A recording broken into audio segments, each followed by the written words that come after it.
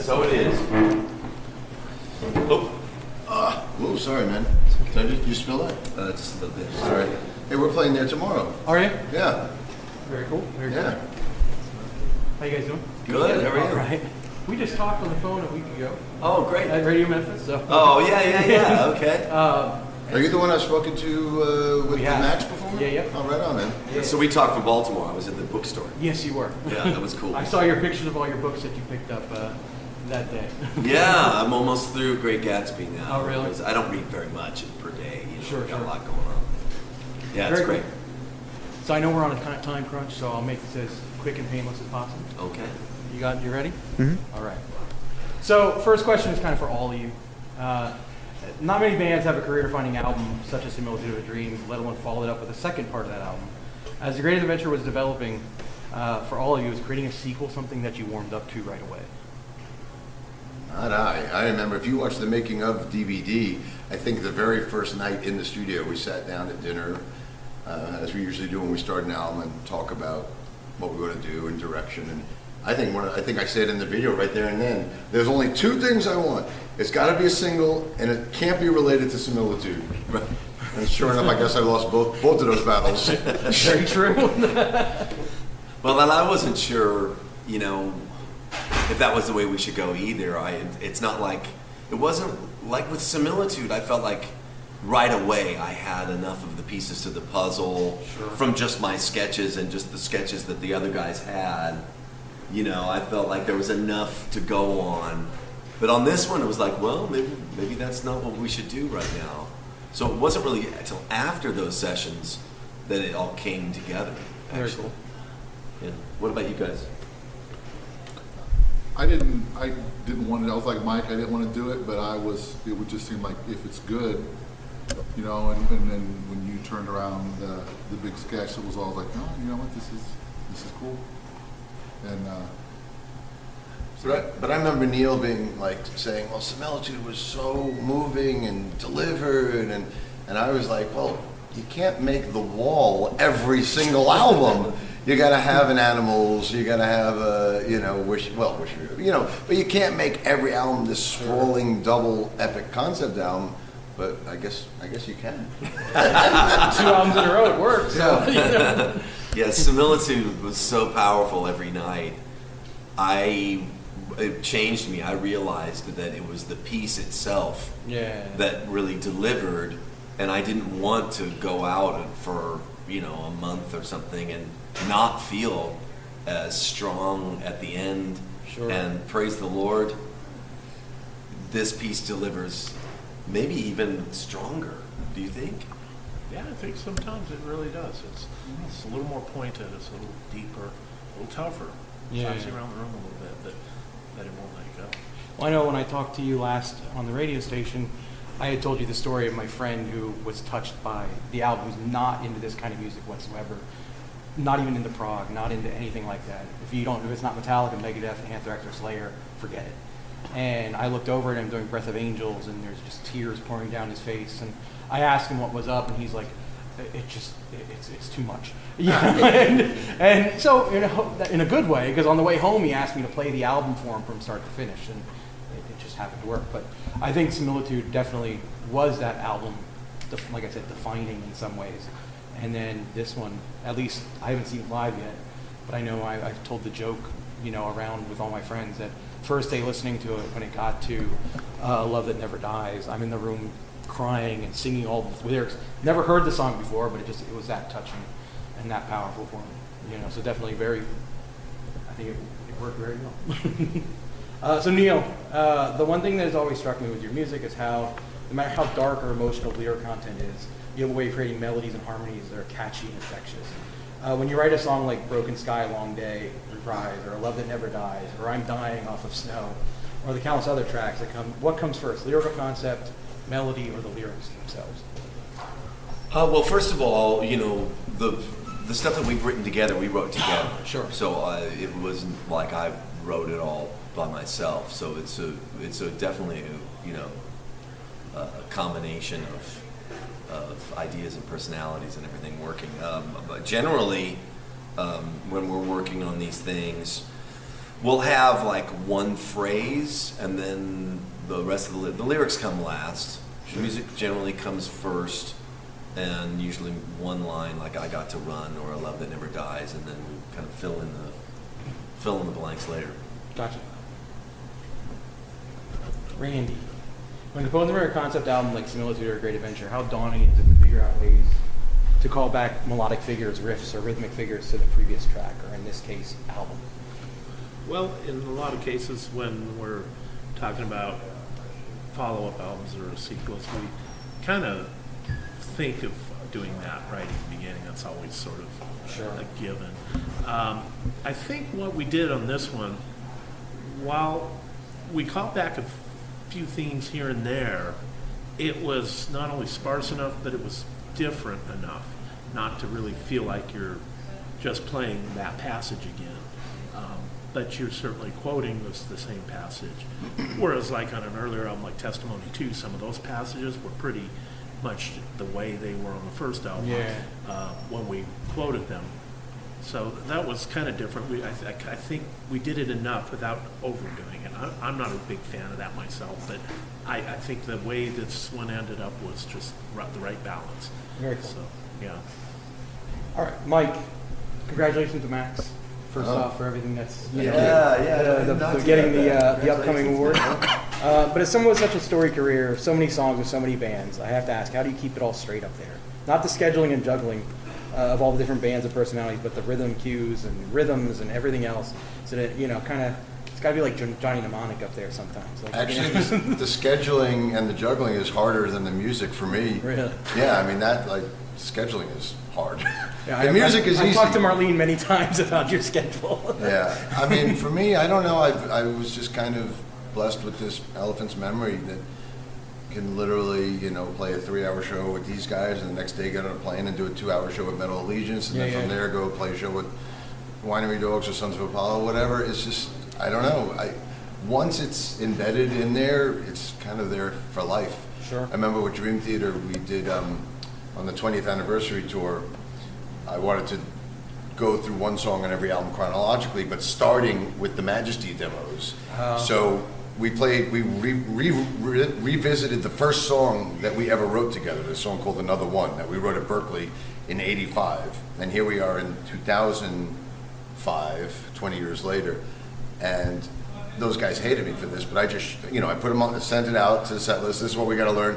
And sure enough, I just showed up at rehearsal and just played it without even listening to it, after 20 years. So yeah, my brain doesn't work that way. Once I either record it or perform it, it's kind of in there. And it's not perfect. I mean, like these guys can tell you, like my parts are stray from night to night, and because that's kind of the way I roll. I like just playing off of the feel and not necessarily have to be restricted or disciplined to exact fills and exact everything from night to night.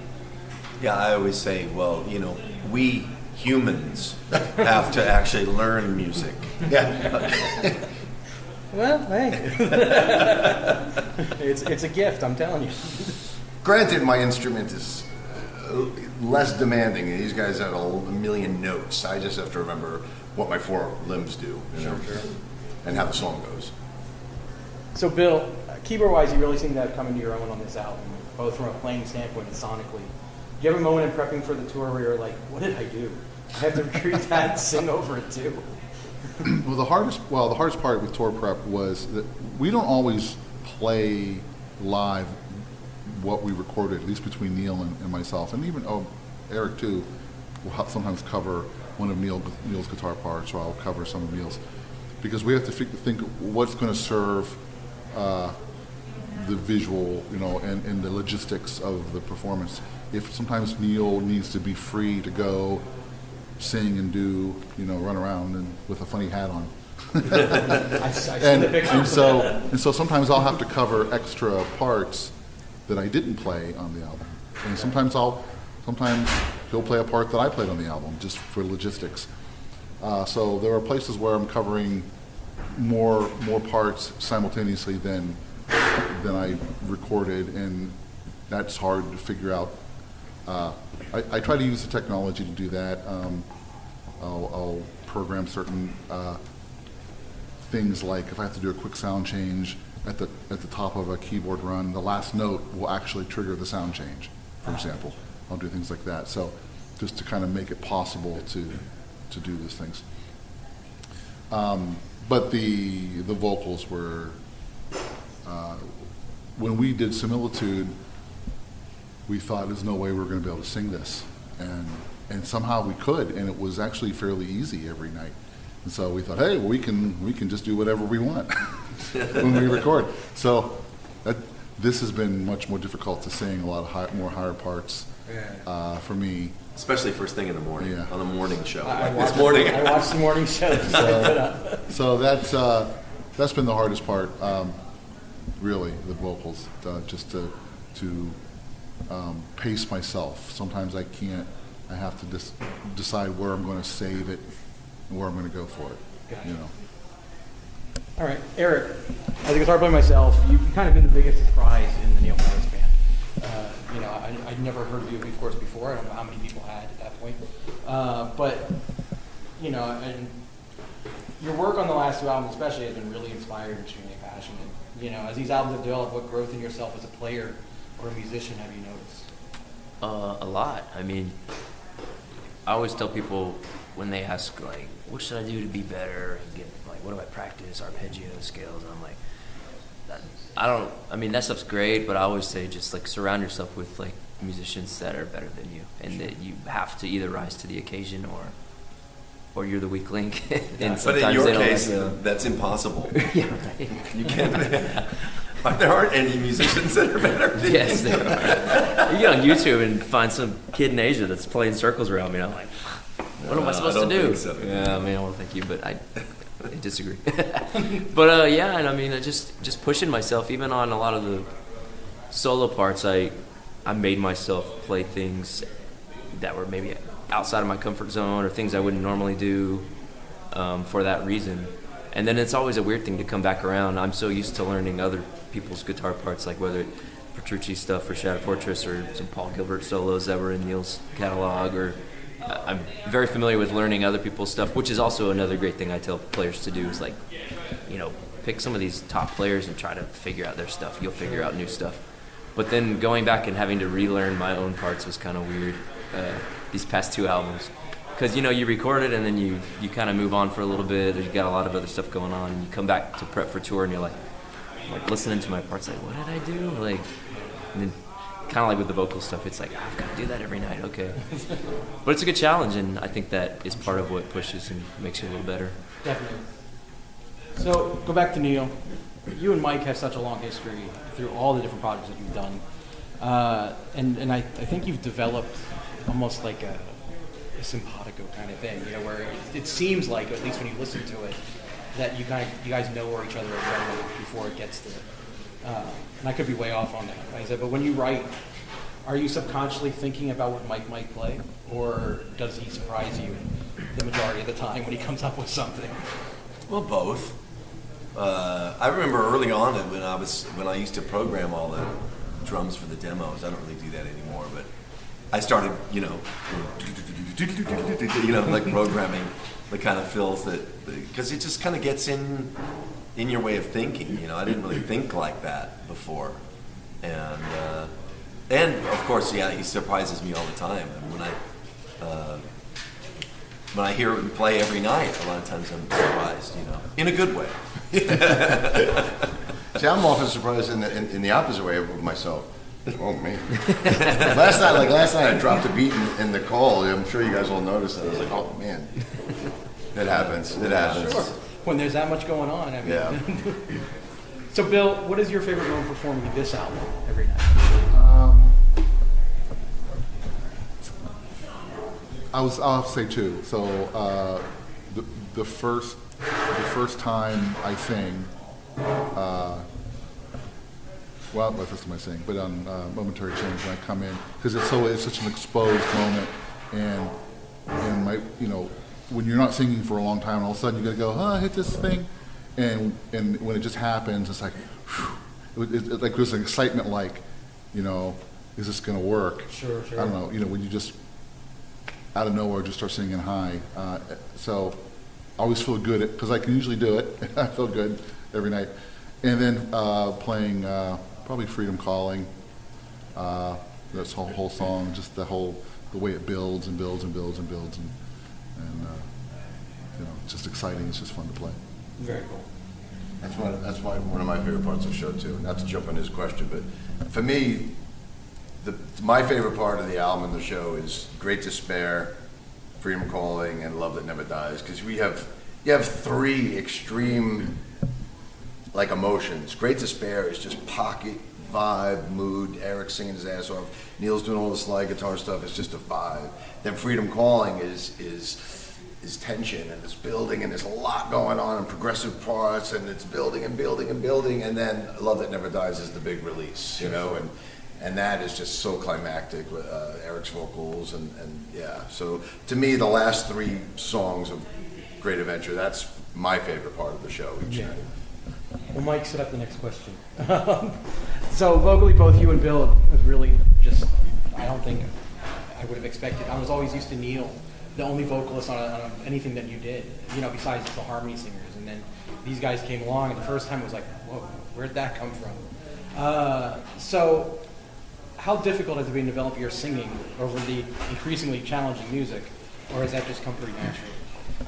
No, it's all a process, and I feel like I've grown, and I think it's just from making yourself do it, and again, pushing yourself even in the studio to sing stuff that you might feel is at the top of your range, or you never know until you really explore it and then do it, and then you do it every night. But that's also one of those things where you record it and you risk getting to that point where it's a super high note, and you're like, I have to do that 6 shows in a row, and it's like, but yeah, usually, like I said, if you just push yourself, you know, you'll be surprised what you can do, and I've enjoyed the process of pushing myself vocally, and these guys are great at encouraging you to do that.